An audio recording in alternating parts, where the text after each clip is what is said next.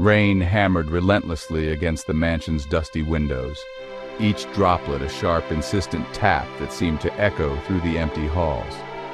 The storm outside was unyielding, a constant reminder of the world beyond these crumbling walls, a world Mac had left behind, if only for a while.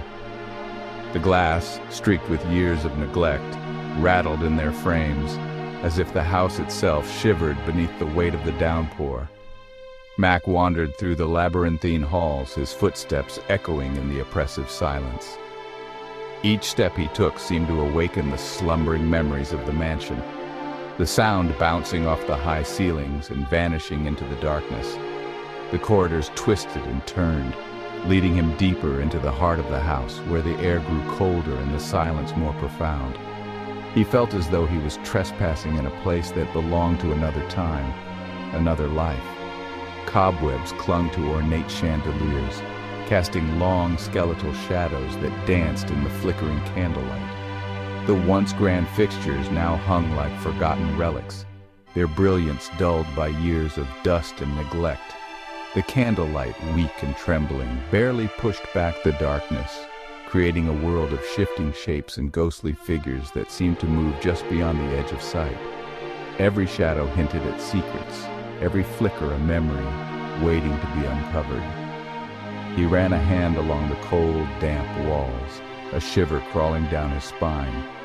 The plaster was cracked and peeling, the surface slick with moisture that seeped in from the relentless rain outside. His fingers traced the scars of time etched into the walls, scratches, faded wallpaper, the remnants of a life once lived here. The chill seemed to seep into his bones, making him acutely aware of his own vulnerability in this vast, empty place. Each room was an empty stage, whispering of forgotten lives and echoing with a loneliness that seemed to seep into his very bones. Dust motes floated in the air, illuminated by the occasional flash of lightning from outside. Faded furniture sat in silent witness to the passage of time. Chairs with torn upholstery, tables covered in a thick layer of dust, picture frames with faces long since faded away. The silence was heavy, broken only by the distant rumble of thunder and the soft creak of the house settling. He wasn't sure why he stayed. Perhaps it was the weight of his solitude, a desperate attempt to outrun the ghosts of his own past. The emptiness of the mansion mirrored the emptiness he felt inside, each echo a reminder of the things he had lost, the people he could no longer reach. Sitting alone in the darkness, he wondered if he was searching for answers, or simply hiding from the questions that haunted him.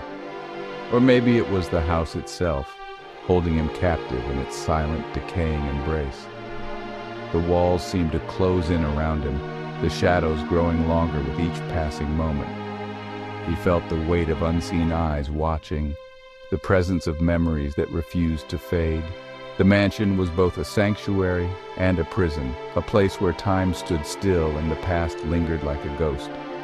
The mansion was a living, breathing entity, feeding on his isolation, amplifying his fear.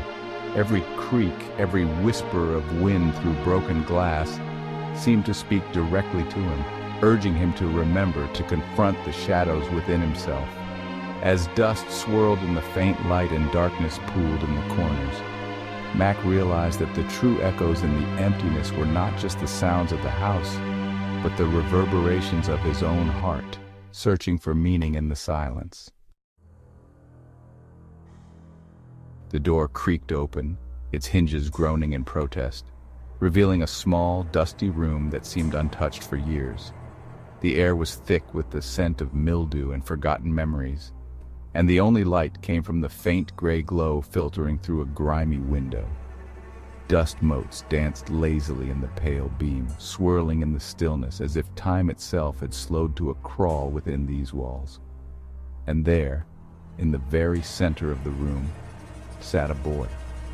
He couldn't have been older than 8, his small frame swallowed by clothes that hung loosely from his shoulders as if they belonged to someone much larger.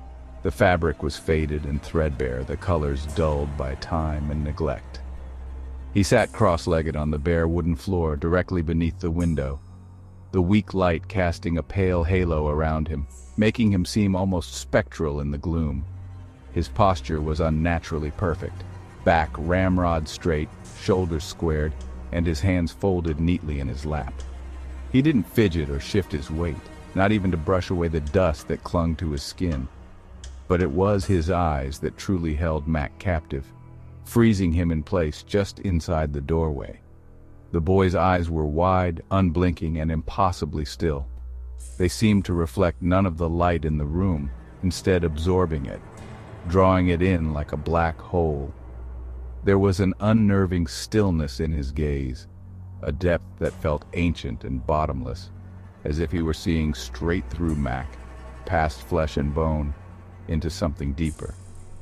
The silence grew heavy, pressing in on Mac's chest, making it hard to breathe.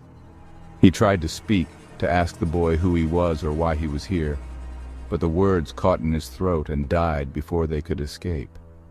The boy remained utterly motionless, his gaze unwavering and fixed straight ahead.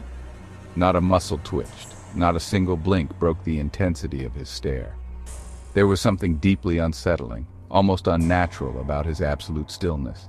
It was as if he were not truly alive, but rather a perfect imitation of a child, frozen in time and space. His skin was pale, almost translucent in the dim light, giving him the appearance of a porcelain doll, meticulously crafted, every detail flawless, yet utterly devoid of life. The longer Mac stared, the more he felt as though the boy might shatter at the slightest touch, scattering into 1,000 silent pieces across the dusty floor. The room felt colder now, the silence deeper, as if the house itself was holding its breath, waiting for something to break the spell of the unblinking gaze. Days bled into nights, the silence of the mansion growing heavier with each passing hour. The once grand halls, now shrouded in dust and shadows, seemed to hold their breath, as if waiting for something to stir. Every creak of the old wooden floorboards echoed through the emptiness, a reminder of the life that once filled these rooms. The rain outside tapped gently against the windows, but inside, time felt frozen, suspended in a perpetual twilight. In the heart of this stillness sat the boy. He never moved, never spoke, never ate or slept. Day after day, he remained in the same spot, his small frame barely making a dent in the thick layer of dust beneath him. His skin was pale, almost translucent in the dim light, and his eyes, wide, unblinking, seemed to pierce through the gloom. It was as if he existed outside of time, untouched by hunger, fatigue, or the passage of days. Mac found himself drawn to the room, compelled by the eerie silence that emanated from the child. Each day, he would return, unable to resist the pull of the boy's presence. He would talk to the boy, his voice echoing off the cracked walls, telling stories from his own childhood, recounting memories of laughter and warmth that seemed so out of place here. Sometimes he would simply sit in silence, hoping for any sign of life, any flicker of recognition in the boy's eyes, anything to break the unnerving silence that seemed to swallow the room whole. But the boy just stared back, his expression unchanging. No matter what Max said or did, the child's gaze never wavered, never softened. It was as if he was looking straight through Mac, seeing something far beyond the crumbling walls of the mansion. The silence between them grew heavier, thick with questions that had no answers. One day, while rummaging through an old chest tucked away in a forgotten corner, Max stumbled upon a collection of Polaroids. The photos were faded, their edges curled and yellowed with age.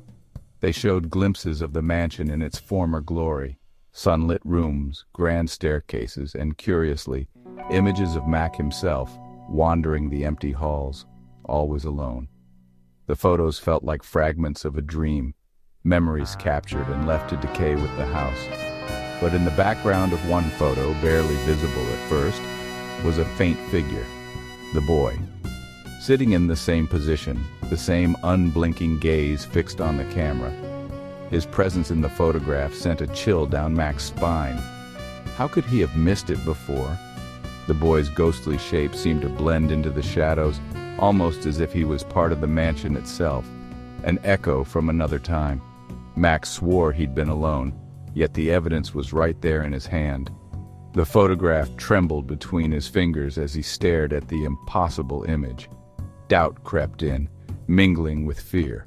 Was the boy real, or just a memory captured in fading Polaroids?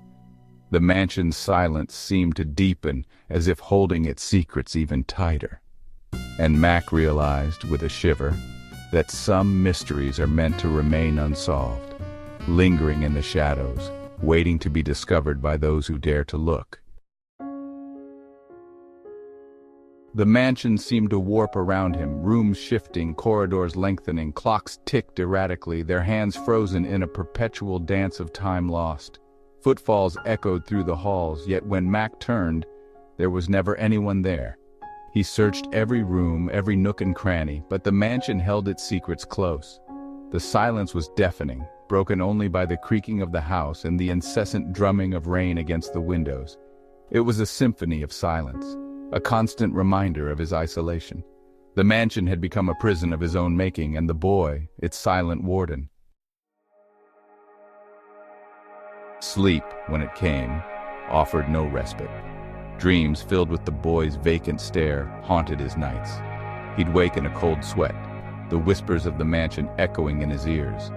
The boy's face, etched into his mind, followed him everywhere.